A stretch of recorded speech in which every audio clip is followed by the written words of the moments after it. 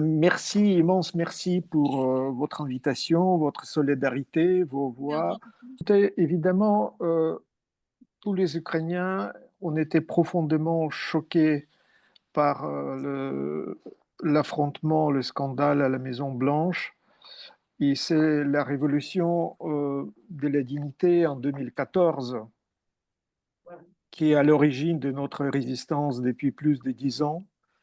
Et cette scène indigne heurte le principe même de notre combat.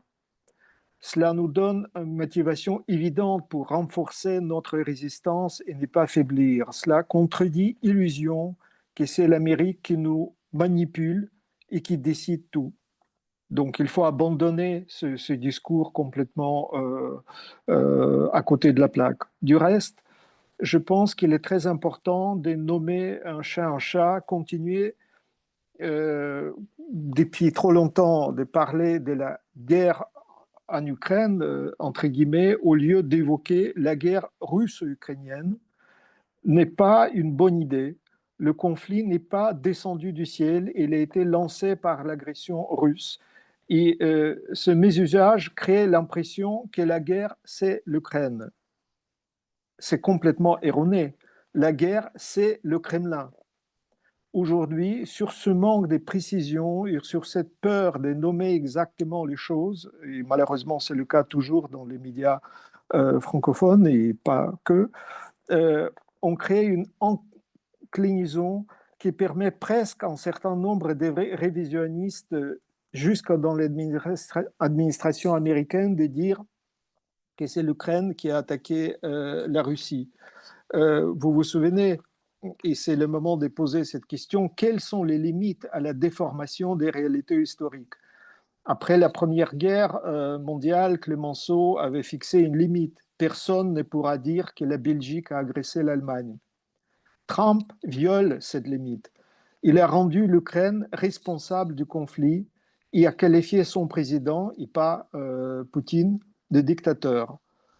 Euh, euh, la veille de rencontre importante à Bruxelles, j'ai donné l'interview pour l'hebdomadaire Vif, qui vient de paraître ce matin, et je disais que, imaginez-vous qu'au bout des 3 ans de résistance de votre pays, la Belgique, face à l'Allemagne nazie pendant la Seconde Guerre mondiale, euh, on ait continué à parler de la guerre en Belgique, sans évoquer l'agresseur. Excusez ce bruit, sans évoquer l'agresseur. Euh, nous nous souvenons, et nous avons beaucoup étudié en Ukraine, la résistance en France, en Belgique, en Pologne, à travers l'Europe durant la Seconde Guerre mondiale. Elle était très importante. Il vaut mieux honorer cette expérience des résistants euh, belges, français, polonais. Et il y a un rapport direct entre résistance historique et la résistance actuelle nécessaire que les Européennes face à une vague néo-totalitaire des différents côtés. Je pense que le mot d'ordre aujourd'hui en Europe est vraiment courage. Mon livre, Le courage de l'Ukraine, avait pour sous-titre une question pour les Européennes. Comment les Européennes eux-mêmes, maintenant, chacun à sa place, participe très concrètement dans notre résistance commune? Il est évidemment, c'est la question à la fois après les réunions à Paris, à Londres, maintenant pour Bruxelles et pour d'autres endroits. Il est absolument nécessaire pour voir exactement la réalité tragique de notre époque et avoir une carte plus claire du champ des batailles. Des efforts et des actions concrètes doivent être menés pour vraiment gagner cette bataille. Et à l'opposé, on voit des collabos pour ne pas être empêché dans notre action par les collabos, il faut avoir le courage de nommer exactement des choses et de ne pas permettre des répétitions des scènes absolument indignes. On prétend 2022, certains ont parlé de ne pas humilier, il ne faut pas humilier la Russie. Aujourd'hui, la question majeure est de ne pas humilier l'Europe. Si on entre dans une période de concessions, des traités pour humilier tel ou tel État européen ou l'Europe en tant que telle, Tout le siècle pourra être marqué par cette humiliation.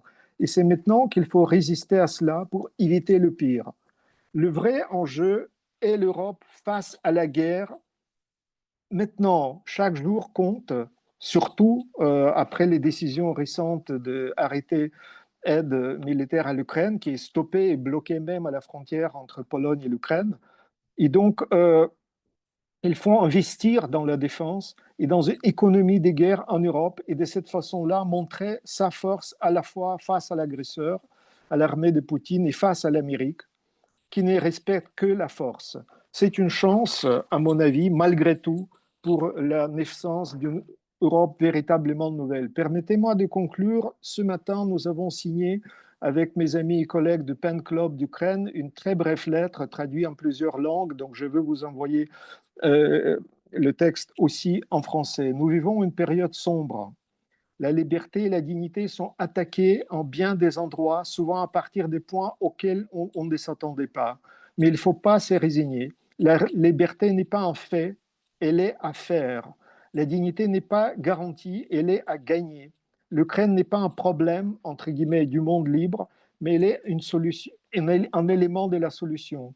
Face aux attaques qui multiplient les tyrans nouvelles, l'Ukraine, ne baissant pas les bras, donne un exemple d'espoir même quand les valeurs qui nous sont chères paraissent si fragiles.